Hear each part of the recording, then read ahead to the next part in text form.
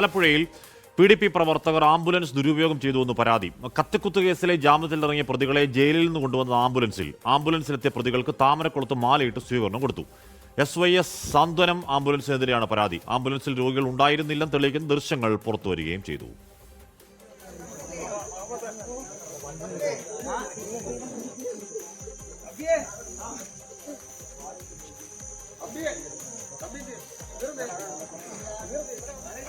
സംഭവം എന്ന് പറഞ്ഞു കഴിഞ്ഞാൽ കഴിഞ്ഞ 30-ാം തീയതി 2014 താമരക്കുളത്ത് ഒരു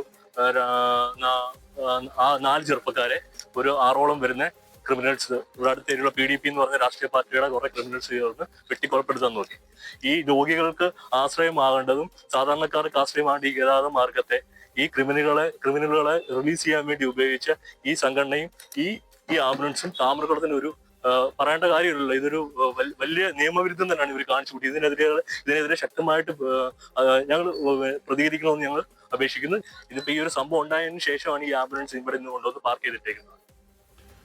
അശ്വിൻ പാലാഴിയ വാർത്തകളിൽ അശ്വിനെയും SYSന്റെ ആംബുലൻസുകൾ വയനാടടക്കം ധാരാളമായി കണ്ടതാണ്. SYSന്റെ പ്രവർത്തകർ രക്ഷാ ദൗത്യത്തിലൊക്കെ എല്ലാവരെയും പോലെ അവരെയും കണ്ടതാണ്. ഇതിപ്പോൾ ഉണ്ടായത് എന്താണ്?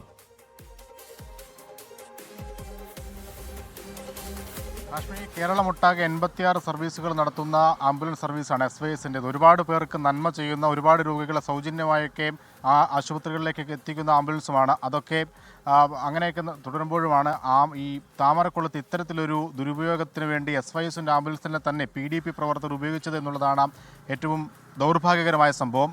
2014 DYFI PDP സംഘർഷത്തിനിടെ DYFI പ്രവർത്തകർക്ക് കുത്തേറ്റിരുന്നു.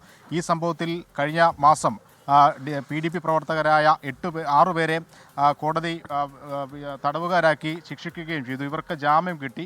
ഈ ജാമ്യ ഉത്തരവുമായി പൂജപ്പുര സെൻട്രൽ ജയിലിൽ പോയതും പ്രതികളെ അവിടെ നിന്ന് താമരക്കുളത്തേക്ക് കൂട്ടിക്കൊണ്ടുവന്നതും ഈ ആംബുലൻസിലാണ്. അതിൽ ഒരാൾക്ക് എന്തോ രോഗമുണ്ടായിരുന്നു എന്നുള്ളതാണ് പറയുന്നത്. അതിൻ്റെ മറവിലാണ് ഈ 6 പേരെയും ഈ ആംബുലൻസിൽ കൊണ്ടുവരികയും താമരക്കുളത്ത് വലിയ സ്വീകരണ പരിപാടി ഒരുക്കുകയും ചെയ്തത്. അറിഞ്ഞോ അറിയാതെയോ ഈ ദുരുപയോഗത്തിന് SYSൻ്റെ ആംബുലൻസും ഇരയായി എന്നുള്ളതാണ് പറയുന്നത്. എന്തായാലും നിലവിൽ ആംബുലൻസിനെതിരെയും PDP പ്രവർത്തകർക്കെതിരെയും പരാതിയുണ്ട്. RTO എൻഫോഴ്സ്മെന്റ് ഇതിൽ അന്വേഷണം ആരംഭിച്ചിട്ടുണ്ട്. ഒപ്പം മന്ത്രി KB ഗണേഷ് കുമാറിന്റെ ഓഫീസിലും പരാതിയുണ്ട്. അത് ബന്ധപ്പെട്ട വകുപ്പുകൾക്കും ഉദ്യോഗസ്ഥർക്കും കൈമാറിയിട്ടുമുണ്ട്. അന്വേഷണം പുരോഗമിക്കുകയുമാണ്.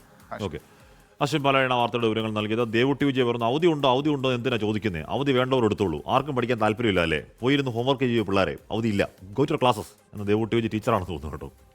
അങ്ങനല്ല, ഇപ്പോൾ എന്താണ് അങ്ങനെ ഭീകരമായ മഴയൊക്കെ പെയ്യുകയാണെങ്കിൽ ഏതെങ്കിലും തരത്തിൽ സുരക്ഷാ പ്രശ്നങ്ങളൊക്കെ ഉണ്ടെന്നുണ്ട് കളക്ടർമാർ അത് കണ്ടറിഞ്ഞ് അവധിയൊക്കെ തരുമെന്നേ. ഇപ്പോൾ കാസർഗോഡ് മാത്രമേ അവധി പ്രഖ്യാപിച്ചിട്ടുള്ളൂ.